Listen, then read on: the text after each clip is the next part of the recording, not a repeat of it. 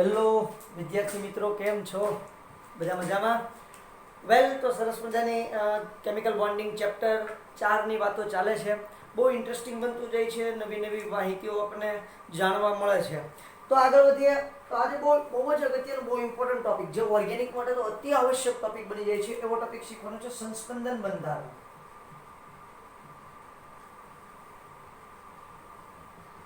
બરાબર છે? ક્વેશ્ચન એવી રીતે હોય, સંસ્પંદન બંધારણ એટલે શું? સમજાવો, ઉદાહરણ આપી સમજાવો, એ ટાઈપ હોય છે. તો જો સંસ્પંદન બંધારણ કેવું હોય, તો મારે કોને કેવું છે? તો કે ઘણા અણુઓ છે એ એક કરતા વધારે પ્રકારના બંધ બનાવતા હોય છે. ઘણા અણુઓ શું હોય છે? તો કે એક કરતા વધુ બંધારણ ધરાવતા હોય છે. આ બંધારણો એકબીજામાં સતત અને ત્વરિત રૂપાંતર પામતા હોય છે. તેને સંસ્પંદન બંધારણ કહે છે. ઘણા સંયોજનો એક કરતા વધારે બંધારણ ધરાવતા હોય છે. હું એની વ્યાખ્યા લખું છું, પછી આપણે એની વ્યાખ્યા સમજવાનો પ્રયત્ન કરીએ. ઘણા સંયોજનો એક કરતા વધુ બંધારણ ધરાવતા હોય છે અને તે એકબીજામાં સતત અને ત્વરિત, અને અહીંથી કાઢી નાખું છું, તે એકબીજામાં સતત અને ત્વરિત એટલે કે વારાફરતી એકબીજામાં રૂપાંતર પામે અને ત્વરિત એટલે ઝડપથી રૂપાંતર પામે. એવું નહીં થોડાક સમય રહે, એમ નહીં, સતત કન્ટિન્યુ એકબીજામાં રૂપાંતર પામે, સતત અને ત્વરિત એકબીજામાં રૂપાંતર પામે છે. તેને સંસ્પંદન બંધારણ કહે છે. તેને કેવું બંધારણ તરીકે ઓળખવામાં આવે છે બેટા? તો કે સંસ્પંદન બંધારણ તરીકે ઓળખવામાં આવે છે. સંસ્પંદન, બરાબર છે? તો આ સરસ મજાની વાત તમારે સંસ્પંદન બંધારણ છે. કેમ સંસ્પંદન બંધારણની જરૂર છે? લુઈસ બંધારણ બરાબર છે, પણ જુઓ, અમુક પ્રાયોગિક પરિણામો લુઈસ બંધારણની મદદથી સમજાવી શકાતા નથી.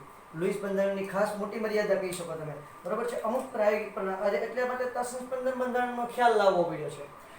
અમુક પ્રાયોગિક પરિણામો અથવા તો બંધારણો તમે કહી શકો. બંધારણ લખીએ તો પણ ચાલશે, બંધારણ લખી નાખું. પ્રાયોગિક બંધારણ લુઈસ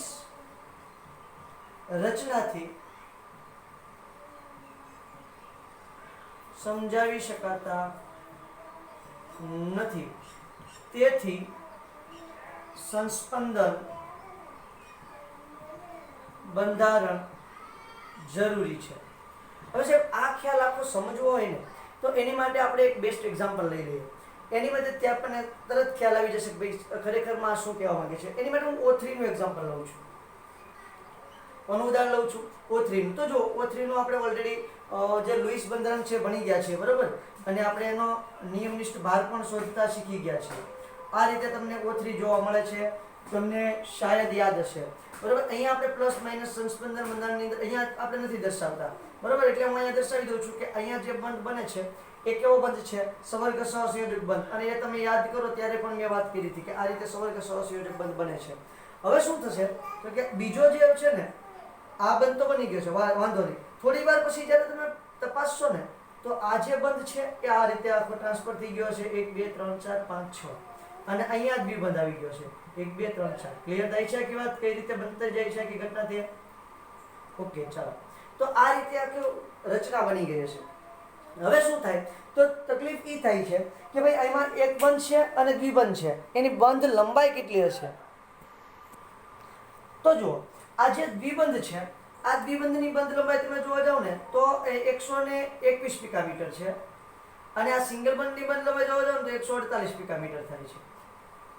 આ લુઈસ બંધારણ પ્રમાણે હું તમને વાત કરું, બરાબર છે? એટલે કે O ડબલ બોન્ડ O ની બંધ લંબાઈ 121 પિકામીટર, જ્યારે O સિંગલ બોન્ડ O ની બંધ લંબાઈ 148 પિકામીટર છે. એટલે સુધી દેખાય છે બેટા? જરા જોઈ લો કેમેરા. યસ, મસ્ત ક્લિયર અને કટ દેખાય છે. વેલ, પણ હવે શું થાય છે? તો જો, જ્યારે પ્રાયોગિક રીતે જોવામાં આવ્યું, કઈ રીતે જોવામાં આવ્યું? પ્રાયોગિક રીતે, ત્યારે બધા જ ઓક્સિજનની બંધ લંબાઈ સરખી હતી. મતલબ ઓ ડબલ બોન્ડ ઓ ની બંધ લંબાઈ સરખી હતી, ઓ સિંગલ બોન્ડ ઓ ની બંધ લંબાઈ સરખી હતી. જ્યારે પ્રાયોગિક રીતે જોવામાં આવ્યું ત્યારે બધા જ પ્રાયોગિક રીતે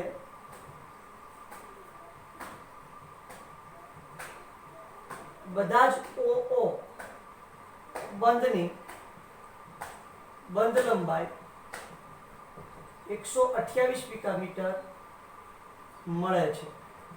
શું વાત કરો છો? હા, એટલે કે આ જે ઓ ડબલ બોન્ડ હોય છે અને ઓ સિંગલ બોન્ડ હોય છે, આ બધાની બંધ લંબાઈ કેટલી જોવા મળી? એક સરખી જ જોવા મળી. આવું કેમ પોસિબલ બને? હાવ શક્ય નથી એવું પહેલા તો બધાએ વિચાર્યું, પણ પછી ખબર પડી કે ભાઈ આ જે તમારો દ્વિબંધ છે એ દ્વિબંધ સતત ને સતત શું થાય છે? ફર્યા કરે છે. તો જુઓ, ઘડીક આ દ્વિબંધ આ તરફ હોય તો ઘડીક આ દ્વિબંધ આ તરફ હોય, એટલે દ્વિબંધ સતત ફર્યા કરે છે. પછી એનું નવું બંધારણ નક્કી કરવામાં આવ્યું અને કહેવામાં આવ્યું કે ભાઈ આ બે બંધ એક જ સરખા પ્રકારના છે. કોઈને આપણે દ્વિબંધ ના કહી શકીએ અને કોઈને સિંગલ બંધ ના કહી શકીએ. એટલે એને આપણે આ રીતે દર્શાવવાનું. આ રીતે શા માટે? તો કે આ દ્વિબંધ જે છે એ ઘડીક આ તરફ હોય, ઘડીક આ તરફ હોય. આ રીતે એને દર્શાવવામાં આવે છે. અને નક્કી કર્યું કે ભાઈ આ બંનેની, હવે જો આ રીતે બંધ માપો અને આ બંધ માપો તો બંનેની બંધ લંબાઈ કેટલી આવશે? 128 પિકામીટર અને 128 પિકામીટર. ક્લિયર થઈ આખી વાત? તો આને કહેવાય સંસ્પંદન સંકૃત. બરાબર છે? સંસ્પંદન સંકૃત અથવા તો સંસ્પંદન બંધારણ. તો સાહેબ આને બંનેને શું કહેવાય? આ બંનેને કહેવાય વિહિત બંધારણ. બંનેને શું કહેવાય? વિહિત બંધારણ તરીકે ઓળખવામાં આવે છે. બરાબર છે? બંનેને તમે વિહિત બંધારણ કહો અથવા તો એમ પણ કહી શકો આના સંકરણ. આ જે બંધારણ છે મુખ્ય બંધારણ છે એના બે સંકર બંધારણ એમ પણ તમે કહી શકો.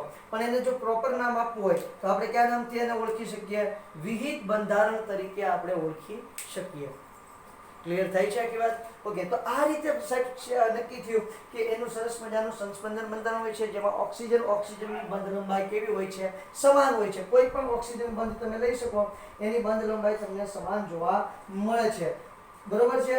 અને દ્વિબંધ વચ્ચેનું જે મૂલ્ય છે કેવું જોવા મળશે? સમાન જોવા મળશે. આમ સંસ્પંદન બંધારણમાં સમાન શક્તિ, કેન્દ્રનું સમાન સ્થાન તથા બંધકારક ઇલેક્ટ્રોન યુગ્મ અને અબંધકારક ઇલેક્ટ્રોન યુગ્મને ધ્યાનમાં લઈ એક સંસ્પંદન બંધારણ રજૂ કરે છે, જેને સંકૃત સંસ્પંદન બંધારણ કહે છે. શું શું ધ્યાનમાં લેવાનું છે? સમાન શક્તિ, કેન્દ્રનું સમાન સ્થાન તથા બંધકારક ઇલેક્ટ્રોન યુગ્મ અને અબંધકારક ઇલેક્ટ્રોન યુગ્મને ધ્યાનમાં લઈ સંસ્પંદન બંધારણ રજૂ કરે છે, જેને સંકૃત સંસ્પંદન બંધારણ કહે છે. શું કહે છે? કોને કોને ધ્યાનમાં લેવાનું છે એ ખાસ યાદ રાખવાનું છે. પહેલા આપણે ધ્યાનમાં લેવાનું છે તો કે ભાઈ તમારા કેન્દ્ર, બરોબર છે, કેન્દ્રનું સમાન સ્થાન, પછી સમાન શક્તિ, બંધકારક ઇલેક્ટ્રોન યુગ્મ અને અબંધકારક ઇલેક્ટ્રોન યુગ્મને ધ્યાનમાં લઈ અને સંસ્પંદન બંધારણ રજૂ કરે છે. ફરી એક વખત બોલું છું. સમાન શક્તિ, બરોબર છે, પછી કેન્દ્રનું સમાન સ્થાન, પછી બંધકારક અને અબંધકારક ઇલેક્ટ્રોન યુગ્મને ધ્યાનમાં લઈ અને સંસ્પંદન બંધારણ રજૂ કરાય છે. ફરી વખત અહીં લખી નાખું છું અને બોલતો જાઉં છું. આ ખાસ ઇમ્પોર્ટન્ટ વાક્ય છે એટલે બધી વખત બોલું છું બેટા. સમાન શક્તિ, કેન્દ્રથી સમાન સ્થાન અને બંધકારક તથા અબંધકારક ઇલેક્ટ્રોન યુગ્મને ધ્યાનમાં રાખી જે બંધારણ રજૂ કરાય તેને સંસ્પંદન સંકૃત બંધારણ કહે છે. કેવું બંધારણ કહે છે? સંસ્પંદન સંકૃત બંધારણ તરીકે ઓળખવામાં આવે છે. ક્લિયર થાય છે આખી વાત? બહુ જ ઇમ્પોર્ટન્ટ સેન્ટેન્સ છે બેટા આવડા. સમાન શક્તિ, કેન્દ્રથી સમાન સ્થાન, બંધકારક તથા અબંધકારક ઇલેક્ટ્રોન યુગ્મને ધ્યાનમાં રાખીને સંસ્પંદન બંધારણ રજૂ થાય છે. તો આ બંનેનું સંસ્પંદન શું? સંસ્પંદન બંધારણ આ છે. આને આપણે 1 નંબર કહી દઈએ, આને 2 નંબર કહી દઈએ અને આને 3 નંબર કહી દઈએ. તો આપણે એવું કહી શકીએ કે ઓઝોનમાં 1 અને 2 નું સંસ્પંદન સંકૃત બંધારણ 3 છે. ઓઝોનમાં બંધારણ 1 અને બેનું સસ્પેન્શન બંધારણ 3 છે, બરાબર. પછી જો અહીંયા સંસ્પંદન થાય છે, ઘડીક આ બાજુ દ્વિબંધ છે, ઘડીક દ્વિબંધ આ બાજુ થાય છે, એટલે અહીંયા શું થાય છે, એનું સંસ્પંદન થાય છે. તો કે જે સંસ્પંદન બંધારણ હોય, જે સંસ્પંદન થતું હોય, એને કઈ નિશાનીથી દર્શાવવામાં આવે છે? બે બાજુ તીરની નિશાનીથી દર્શાવવામાં આવે છે. સંસ્પંદનને તીર વડે દર્શાવવામાં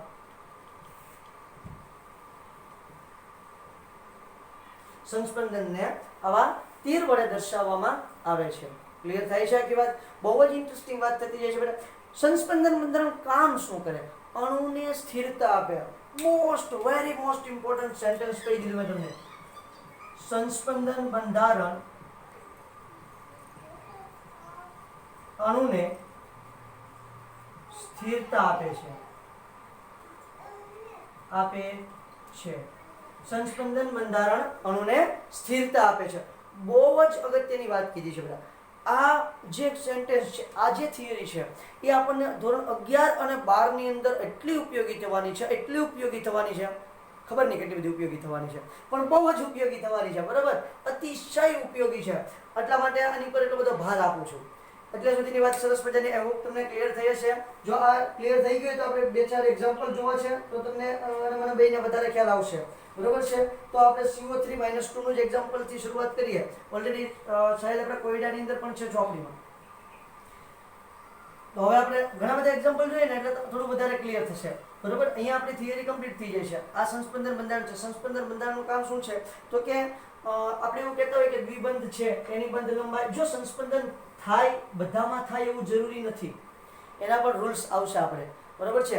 હજી આપણે ઓર્ગેનિક ભણશું, જ્યારે 12મું ચેપ્ટર ભણશું, 11મા ધોરણનું 12મું ચેપ્ટર, ત્યારે આ સંસ્પંદનના ઘણી બધી હજી મેટરો આપણે જોવાની આવશે. ત્યારે આપણે પછી વિસ્તારથી વાત કરશું, બરોબર છે.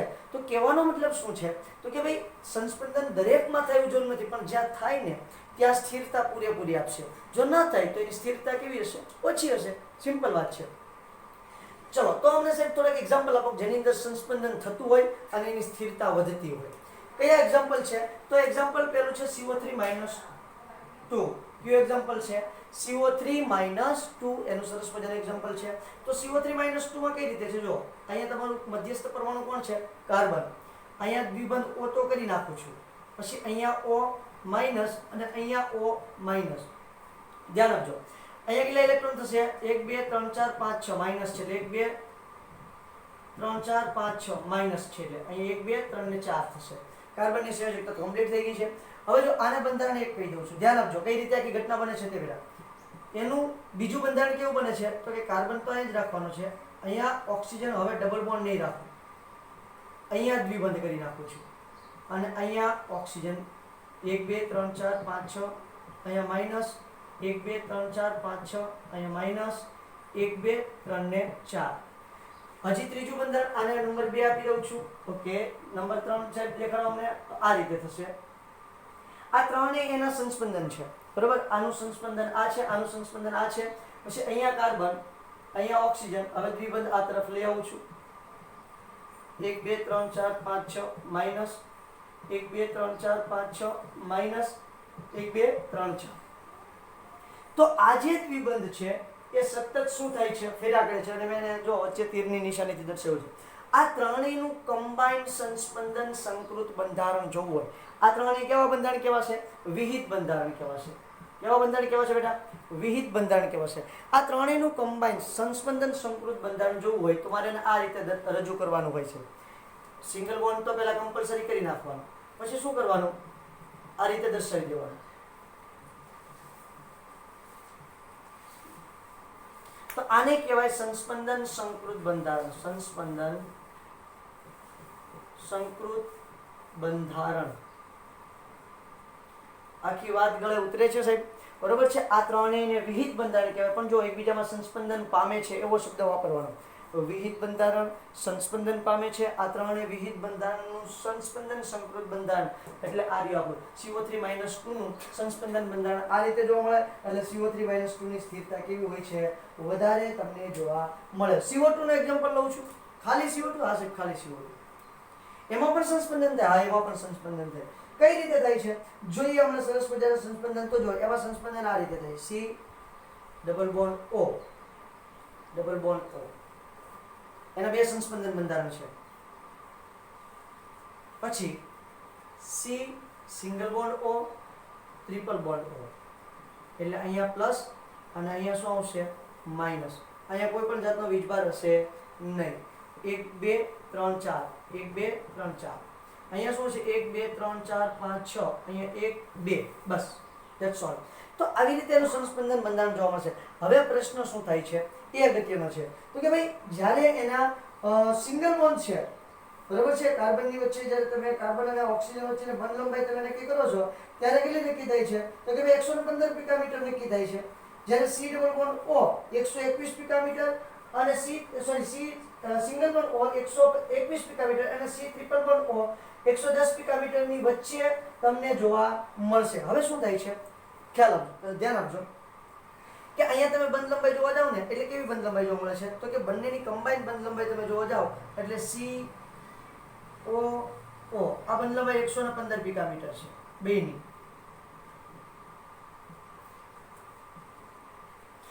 બંધ લંબાઈ કેટલી થાય 115 પિકામીટર. એટલે ડબલ બોન્ડ કે ટ્રિપલ બોન્ડ જે આવતો હોય આપણે એને કમ્બાઈન તરીકે લખ્યું છે. હવે એ એવું કહે છે કે આ બંધ લંબાઈ છે ને એ બેની વચ્ચેની છે. કોની બેની વચ્ચેની છે તો કે જો અહીંયા તમે બંધ લંબાઈ જોવા જાવ તો 110 પિકામીટર થવી જોઈએ અને અહીંયા તમે ડબલ બોન્ડ વચ્ચેની બંધ લંબાઈ જોવા જાવ તો 121 પિકામીટર થવી જોઈએ.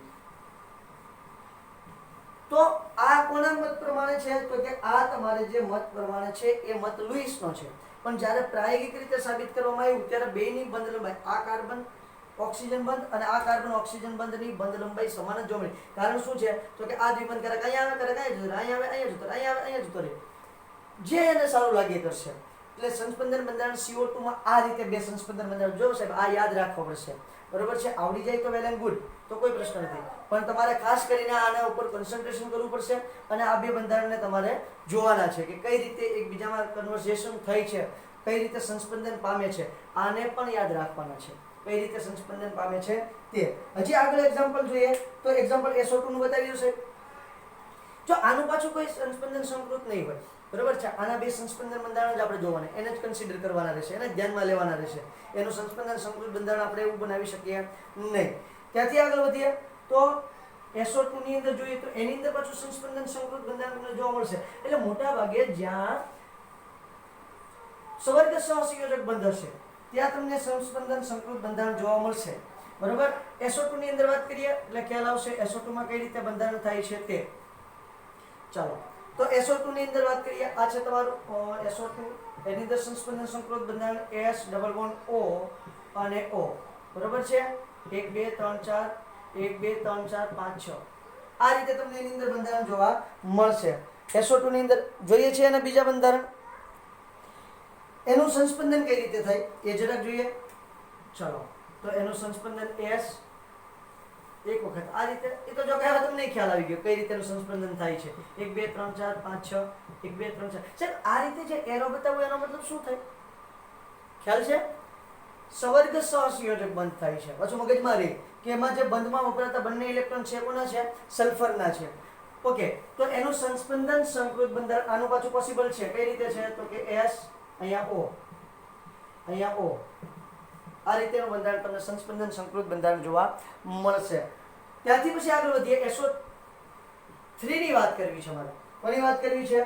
SO3 ની વાત કરવી છે. ઓકે ચલો SO3 જો આમાં કોઈ વીજભાર નહીં હોય બરોબર. SO3 - 2 આવે છે એ અલગ છે પણ અત્યારે કોઈ વીજભાર આમાં હશે નહીં. તો S ડબલ બોન્ડ O પછી અહીંયા પણ O અને અહીંયા પણ O આ રીતે SO3 તમને જોવા મળશે. હવે અહીંયા જુઓ, અહીંયા તો શું હતું એક જ સ્વર્ગ સહસંયોજક બંધ હતો જ્યારે અહીંયા બે જ સ્વર્ગ સહસંયોજક બંધ હશે. 1 2 3 4 5 6 1 2 3 4 5 6 એનું સંસ્પંદન કરીશું એટલે એનું બીજું સંસ્પંદન શું થશે તો CO3 - 2 ટાઈપનું જ છે. અહીંયા O એટલે હવે સ્વર્ગ સહસંયોજક બંધ આ બની જશે. અહીંયા દ્વિબંધ આવશે અને અહીંયા સ્વર્ગ સહસંયોજક બંધ આવશે. 1 2 3 4 5 6 1 2 3 4 5 6 1 2 3 4 ક્લિયર. ચલો હજી એક બંધારણ જોઈએ. જો આ બધા યાદ રાખવા પડશે બેટા, એમાં કોઈ ચાલશે નહીં. તમને જાતે બનાવતા આવડી જાય ત્યારે કોઈ વાંધો નથી, પણ હજી તો શરૂઆત છે એટલે તમારે શીખવાના છે એટલે હજી તો થોડી વાર લાગશે. તો 1 2 3 4 5 6 1 2 3 4 5 6 1 2 3 4 બરાબર. આનું પણ સંસ્પંદન સંકૃત બંધારણ જોવા મળશે S O O O. આંશિક દ્વિબંધ કહેવાય અને જે ડોટ ડોટ ડોટ વડે દર્શાવું છું એને આંશિક દ્વિબંધના સ્વરૂપમાં દર્શાવું છું. તો આ તમારું સંસ્પંદન સંકૃત બંધારણ થઈ ગયું છે. કોનું? તો કે SO3 નું. હવે જોવું છે મારે NO2 નું બંધારણ છે, બહુ ઇમ્પોર્ટન્ટ છે, બહુ જ અગત્યનું છે. જોશો એટલે તમને ખ્યાલ આવશે કે આ તો બધા કરતા સારું અલગ છે અને દેખાશે તમને અલગ, અને એના સ્થાયીતા છે ને જબરદસ્ત છે. અને 4 સંસ્પંદન બંધારણ. અહીંયા કેટલા સંસ્પંદન થાય છે? એના સંસ્પંદન બંધારણ કેટલા હતા? 3 હતા, બરોબર છે. અને આ એનું સંસ્પંદન સંકૃત બંધારણ હતું, એટલે કે વિહિત બંધારણ છે, એ એકબીજામાં સંસ્પંદન પામે એટલે એને સંસ્પંદન બંધારણ કહેવાય. તો શું થાય છે? તો કે હવે જોવું છે મારે NO2 માં. NO2 ની અંદર સંસ્પંદન બંધારણ જો, અને ન્યા તમને સંસ્પંદન બંધારણની વાત કરીશ એટલે આખી ઘટના તમને હમણાં ક્લિયર થઈ જશે. શું ઘટના સાહેબ ક્લિયર થાય છે? તો જુઓ, અહીંયા N, અહીંયા O, ડબલ બોન્ડ O, બરોબર છે. અહીંયા એક જ બંધકારક ઇલેક્ટ્રોનિક બનશે એટલે આ સિગ્મા બંધ હશે, સોરી સવર્ગ સહસંયોજક બંધ હશે, અને અહીંયા એક બંધકારક ઇલેક્ટ્રોનિક. ઓકે વેલ, ચાલો. તો અહીંયા તો સંસ્પંદન થવાનું. ઓકે, તો કઈ રીતે થાય છે? N, તો આ દ્વિબંધ છે એ ઓક્સિજન તરફ આવી જાય અને અહીંયા સવર્ગ સહસંયોજક બંધ લાગશે 1 2 3 4, અને અહીંયા સિંગલ બંધ. હવે શું થાય છે? તો કે ભાઈ ઓક્સિજન ઉપર 2 બંધકારક ઇલેક્ટ્રોનિક રહેવા દે, સોરી નાઇટ્રોજન ઉપર 2 બંધકારક ઇલેક્ટ્રોનિક રહેવા દઈએ, અને બંધમાં જે 2 ઇલેક્ટ્રોન ઉભરાય છે ને એ એક કોઈ પણ એક ઓક્સિજન ને લઈએ. ચલો હવે અહીંયા શું કરી નાખું છું? રિવર્સ કરી નાખું છું. કઈ રીતે કરું છું? ધ્યાન આપજો. અહીંયા 2 અબંધકારક રાખી દઉં છું, અહીંયા દ્વિબંધ O બનાવી દઉં છું. 2 અબંધકારક ઇલેક્ટ્રોન રાખી દીધા છે, અને ત્યાં શું બનાવી દીધું છે? ડબલ બોન્ડ O બનાવી દીધું છે, અને અહીંયા બનાવી દઉં છું સિંગલ બોન્ડ O. હવે જો 1 2 3 4 અને 5, 2 આનો એક ઇલેક્ટ્રોન અને આનો એક ઇલેક્ટ્રોન, 2 બંધમાં ભાગ લીધો છે. ક્લિયર થાય છે? હવે હજી જુઓ, અહીંયા તો 1 2 3 4. હવે હજી આને ફેરવી નાખીએ છીએ. N 2 બંધકારક ઇલેક્ટ્રોન એટલે કે એક યુગ્મ, બરોબર છે, અને અહીંયા દ્વિબંધ કરી નાખું છું 1 2 3 4, અને અહીંયા કરી નાખું છું સિંગલ બોન્ડ 1 2 3 4 અને 5, અને એક એક ઇલેક્ટ્રોનને બંધમાં ભાગ લેવડાવું છું. ક્લિયર થાય છે વાત આખી? ઓકે ના? ઓકે, તો આ તમને જોવા મળ્યું છે સંસ્પંદન બંધારણ. શેનું? તો કે NO2 નું. શેનું બંધારણ જોવા મળે છે બેટા? NO2 નું સંસ્પંદન બંધારણ જોવા મળે છે. એને NO2, અને આ 2 બંધારણ છે ને NO2 માઈનસ ના થઈ ગયા છે, એમ પણ તમે કહી શકો છો, બરાબર? એમ જ રાખીએ છીએ. આને ચારેય તો ન જોવા મળે ક્યારે. આ NO2 માઈનસ કરી નાખો, અને આ NO2 ના છે. NO2 હોય ત્યારે આ રીતે સંસ્પંદન બંધારણ લખવાનું છે. NO2 માઈનસ હોય કારણ કે અહીંયા શું ચાર્જ આવશે? માઈનસ ચાર્જ આવશે. કયો ચાર્જ આવશે? અહીંયા માઈનસ. અને એને તમે આમ પણ દર્શાવી શકો ભાઈ, NO O, બરોબર છે. તો આ NO2 માઈનસ માટે છે, આ NO2 માટે છે. NO3 માઈનસ માટેનું બંધારણ જરાક દર્શાવવા જાવ તો કઈ રીતે આવે છે? 3 તરફ ફેરવી નાખો છે. અહીંયા N, ડબલ બોન્ડ O, અહીંયા O, અહીંયા O. આ રીતે રાખી દઉં. આ છે એ રીતે રાખી દો, એ જ વધારે મજા આવશે. તો અહીંયા એક સવર્ગ સહસંયોજક બંધ લઈ નાખું, એક અહીંયા માઈનસ કરી નાખું છું, એટલે 1 2 3 4 5 6, બરાબર? 1 2 3 4 5 6, 1 અને 2 3 ને 4. હવે જો એનું બીજું બંધારણ શું થશે? તો કે કઈ વાંધો નહીં, આપણે ત્રણેયમાં અલ્ટરનેટ કરતું જવાનું છે, બરોબર છે. તો માઈનસ ચાર્જ આપણે બીજા પર લઈ લઈએ, સવર્ગ સહસંયોજક બંને બીજાને આપી દઈએ, અને દ્વિબંધે બીજાને આપી દઈએ. તો હવે હું શું કરીશ? તો કે ભાઈ આ જે માઈનસ ચાર્જ છે એ ઉપરવાળાને આપી દઉં. N O 1 2 3 4 5 6 માઈનસ અહીંયા દ્વિબંધ લઈ લઉં છું, અને અહીંયા તો 1 2 3 4 5 6 આ રીતે કરી નાખ્યું છે. હજી તો કે હજી હું માઈનસ ચાર્જ જે છે એ માઈનસ ચાર્જ પહેલા ઓક્સિજનને આપી દઉં, આને હું સવર્ગ સહસંયોજક બંધ આપી દઉં, બરોબર છે. અને શું કરું છું? ઉપર થઈ ગયું માઈનસ. ઓકે, આ સાઈડે માઈનસ થઈ ગયું છે, અને માઈનસ ને છે એ હવે હું ઉપર આ બાજુ, તો કઈ બાજુ બાકી રહ્યું છે? માઈનસ ઉપર જ રાખું છું. અહીંયા દ્વિબંધને અલ્ટરનેટ કરી નાખું છું, બરાબર? માઈનસ ને એમને ઉપર જ રહેવા દઉં છું, અને અહીંયા શું કરી નાખું? ધ્યાન આપજો. N O માઈનસ 1 2 3 4 5 6, અહીંયા સવર્ગ સહસંયોજક બંધ આપી દઉં 1 2 3 4 5 6, અને અહીંયા આપી દઉં છું દ્વિબંધ O. 1 2 3 4 એટલે દ્વિબંધ છે એ બધા જ કાર્બન પર જો વારાફરતી આંટો મારી લીધો છે, તમને દેખાય છે આંટો મારેલું? તો એનું તમે સંસ્પંદન સંકૃત બંધારણ જોવા જાઓ તો એનું તમે આ રીતે લખી શકો, O O અને O. આ રીતેનું સંસ્પંદન સંકૃત બંધારણ તમે લખી શકો. ક્લિયર છે આખી વાત? તો આ છે તમારું NO3 ની વાત. તો આ બધા ઘણા બધા એક્ઝામ્પલ આપ્યા છે મેં તમને સંસ્પંદન સંકૃત બંધારણના, તો એ તમારે યાદ રાખવાનું છે. આ સંસ્પંદન બંધારણ ખાસ ઇમ્પોર્ટન્ટ ટોપિક છે, તો જે આપણે જોવાનું છે 12મા ચેપ્ટરની અંદર વધારે ડિટેલમાં આવશે. પણ આ અત્યારે હાલ પૂરતી જે બંધ બને છે તે બંધની સ્થિરતા માટે અને અણુની સ્થિરતા માટે કોણ કોણ જવાબદાર છે એ સમજાવવા માટે આ બંધ અગત્યનો છે. હવે સંસ્પંદન બંધારણથી સાહેબ આપણને ફાયદો શું થાય, આ આપણે ખાસ અગત્યનું છે. સંસ્પંદન બંધારણ દોરી નાખવા અને આવડી જાય એની કરતા એનાથી શું ફાયદો થાય, ક્યારે એનો ઉપયોગ કરવો પડે, એ આપણને વધારે ઉપયોગી છે. તો પહેલું, સંસ્પંદન સૂત્રો અણુને સ્થાયીતા આપે છે. શું થાય છે? સંસ્પંદન સૂત્રો અણુ સ્થાયીતા આપે. કેમ સાહેબ સ્થાયીતા આપે? કારણ કે સંસ્પંદન સંકરની ઉર્જા કોઈ પણ સંસ્પંદન સૂત્ર કરતા ઓછી હોય છે. એના ઉપયોગોની વાત કરી છે. ઉપયોગોમાં પહેલી વાત ઉપયોગો, બરાબર છે. એમાં પહેલી વાત શું કીધું છે તો કે ભાઈ સંસ્પંદન સૂત્રો અણુને સ્થાયીતા, જે સૂત્રો છે 1 2 3 જે આપણે અલગ અલગ સંસ્પંદન કર્યા છે તે સંસ્પંદન સૂત્રો અણુને સ્થાયીતા આપે છે. કારણ કે હવે આ જે સંસ્પંદન સંકૃત છે છેલ્લું છે, ટૂંકમાં આપણે એકદમ છેલ્લે બનાવ્યું છે તે, તો શું થાય છે? કારણ કે સંસ્પંદન સંકરની ઉર્જા કોઈ પણ સંસ્પંદન સૂત્ર કરતા ઓછી હોય. એટલે આપણે સમજો કે 3 સૂત્ર દોર્યા હતા અને છેલ્લેનું સંસ્પંદન સંકૃત દોર્યું છે, બરાબર? તો એની ઉર્જા આ બધા કરતા કેવી હોય? ઓછી હોય. કારણ કે સંસ્પંદન સંકૃતની ઉર્જા કોઈ પણ સંસ્પંદન બંધારણ કરતા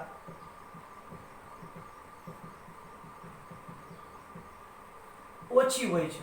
હવે આપણને ખબર છે કે ભાઈ જેની ઉર્જા ઓછી એની સ્થાયીતા વધારે. ચેપ્ટર નંબર 2 ની અંદર પણ વાત કરી હતી ઇલેક્ટ્રોનને અનુલક્ષીને, બરાબર છે? જેની ઉર્જા ઓછી એની સ્થાયીતા કેવી હોય છે તો કે વધારે સ્થાયીતા તમને જોવા મળશે. વાત નંબર 2, જેમ સંસ્પંદન સૂત્રોની સંખ્યા વધારે એમ સ્થાયીતા વધારે. જેમ સંસ્પંદન સૂત્રોની સંખ્યા વધારે, હું તમને એમ કહું કે ભાઈ તમને કોઈ પૂછે કે NO3- અને NO2- કોની સ્થિરતા વધારે, તો આની અંદર સંસ્પંદન સૂત્ર કેવા હતા? વધારે હતા, તો એની સ્થિરતા કેવી થાય? વધારે થાય. જેમ સંસ્પંદન સૂત્રોની સંખ્યા વધારે, સંસ્પંદન સૂત્રોની સંખ્યા વધારે તેમ સ્થાયીતા વધારે. જેમ સંસ્પંદન સૂત્રોની સંખ્યા વધારે એમ સ્થાયીતા શું છે? વધારે. ઓકે, ત્યાર પછી છેલ્લું, સંસ્પંદન સૂત્રો એકંદરે બંધ ખાસિયતની સરેરાશ કરે છે. સંસ્પંદન સૂત્રો જે છે એકંદરે શું દર્શાવે છે? તમારા બંધની ખાસિયત દર્શાવે છે. ટૂંકમાં લખી નાખું છું, સંસ્પંદન સૂત્રો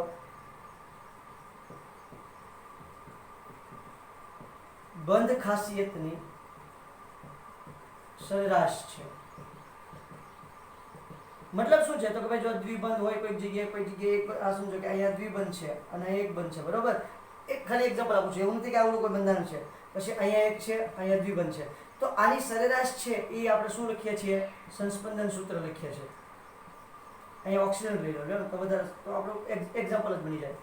તો આ શું છે તો કે આ અને આ બંને બંધારણની શું છે? સરેરાશ કહેવાય. એને ક્લિયર થાય છે એટલે સુધીની વાત? તો આ વાત બધી હતી તમારા સરસ મજાના સંસ્પંદન સૂત્રોની અથવા તો સંસ્પંદન બંધારણની. ક્લિયર છે? નેક્સ્ટ ટાઈમથી આપણે બંધની ધ્રુવીયતા જોવાની છે. જે સહસંયોજક બંધ બને છે એમાં ધ્રુવીય સહસંયોજક બંધ બને છે એની ધ્રુવીયતા વિશે વાતો કરવાની છે. આજે આપણે એટલે સુધી રાખીએ. Thank you.